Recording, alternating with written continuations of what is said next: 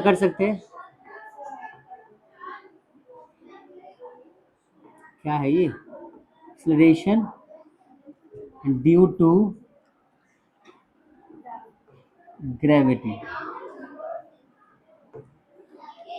Acceleration due to gravity. ठीक है, ये टॉपिक का नाम है नेक्स्ट हमारा। समझो क्या होता है, देखो जब कोई ऑब्जेक्ट नीचे फॉल करता है तो उसकी वजह से क्या होता है कि एक्सेलरेशन प्रोड्यूस होता है। ये कॉन्सेप्ट समझना बड़ा अच्छा कॉन्सेप्ट है। देखो हमारे पास ना एक ऑब्जेक्ट है, ठीक है, ठीक है, ऑब्जेक्ट है, ये हमारा मान लो कोई प्लेटफॉर्म है और ये ऑब्जेक्ट है, मैंने इसको यहां से गिरा है, ठीक है, समझना पूरी बात। What is the meaning of acceleration due to gravity, समझना। तो यहाँ पे फोर्स लगाया होगा इसने, थोड़ा सा लगाया होगा, इसको मैंने इस पर यहां से गिराया, और तेज फोर्स लगाया होगा, मैंने इसको इस बार इतने ऊपर से गिराया, और तेज फोर्स लगाया होगा।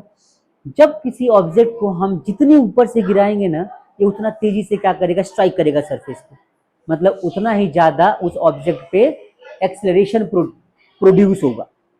इसी को बोलते हैं एक्सेलरेशन ड्यू टू ग्रेविटी। क्या होता है, देखो यहां से गिराया, इतना फोर्स लगा, यहां से गिराया और तेज, यहां से गिराया और तेज, और मान लो मैं 50 फीट ऊपर जाए गिराऊं, तब क्या होगा, बहुत तेज फोर्स लगेगा।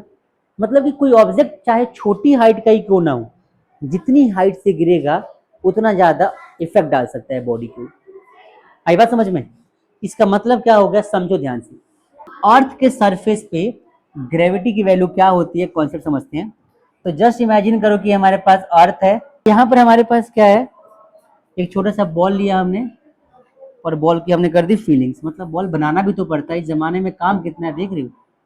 चलो आ जाओ, अब यहां से ये बॉल जब नीचे गिरेगा ना ऐसे सरफेस पे, ठीक है, तो मान लो ये जो अर्थ है इसका यहां से लेकर यहां तक का रेडियस है आर। कितना रेडियस है, आर। बस समझ में आ रही सबको? ये जो अर्थ है, तो यहां से यहां तक का इसका मान लो जो रेडियस है कितना है, आर है। ये यहां से यहां फॉल करता है, ये फॉल करता है तो इस पे जो फोर्स लग रहा होगा वो लग रहा होगा mg। क्या लग रहा होगा, फोर्स mg। ये बात समझ में आई सबको, आई कि नहीं? कुछ समय नहीं आई समझ में? जब कोई ऑब्जेक्ट फॉल करता है तो फोर्स लग रहा होगा mg, ठीक है, ध्यान से समझना।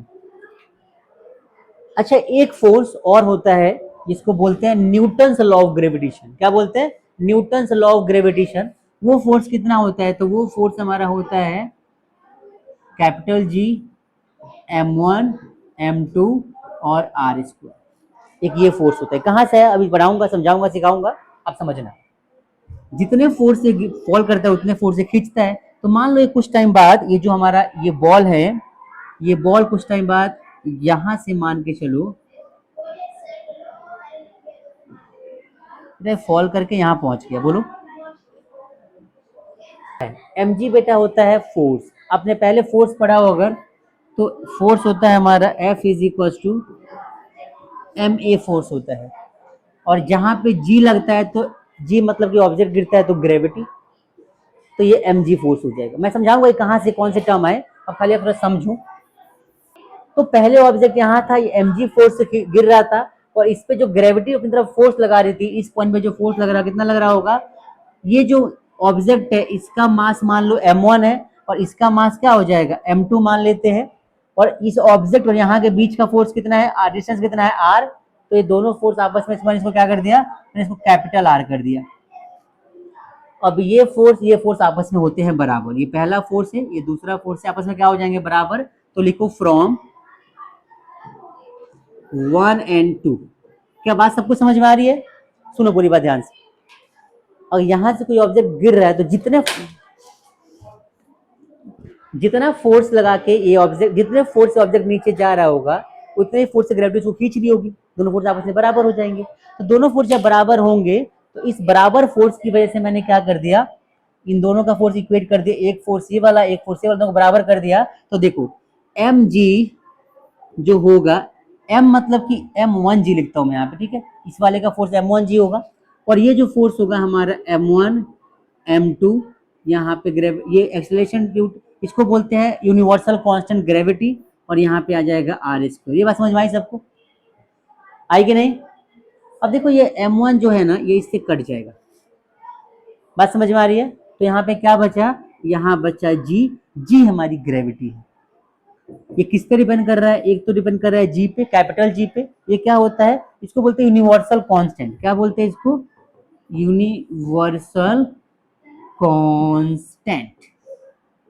इसकी वैल्यू जो होती है, इसकी वैल्यू होती है 6.67 इंटू 10⁻⁻11 न्यूटन मीटर स्क्वायर पर किलोग्राम स्क्वायर। ये इसकी मतलब वैल्यू होती है। यूनिवर्स में हर दो ऑब्जेक्ट के बीच में एक फोर्स लगता है, उस फोर्स के लगने पर ये वैल्यू कांस्टेंट आती है उसके बीच में। मैं बताऊंगा ये कैसे होता है, तो थोड़ा सा वेट करना। जी, ये हमारा जो अर्थ मास है, ये अर्थ का है, तो मैंने मास ऑफ अर्थ लिख दिया और अपोन में आर स्क्वायर कर दिया। ये जो मेरा फॉर्मूला डिराइव हुआ, इसी फॉर्मूले को बोलते हैं क्या? एक्सेलरेशन ड्यू टू ग्रेविटी, जी की वैल्यू। अगर मैं इस जी की वैल्यू में ये जो वैल्यू है जी की हमारी, ये वाली कितनी है?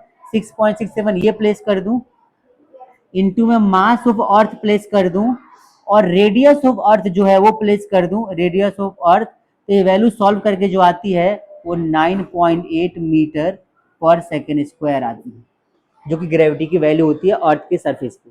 ये जो अर्थ की सरफेस है, इस सरफेस पे हर जगह पे इस ग्रेविटी की जो वैल्यू आती है, कितनी आती है? तो जी की वैल्यू आती है कितनी? 9.8 मीटर पर सेकेंड स्क्वायर। ये बात समझ में आ गई? मुझे ये बताओ, कोई डाउट यहाँ तक?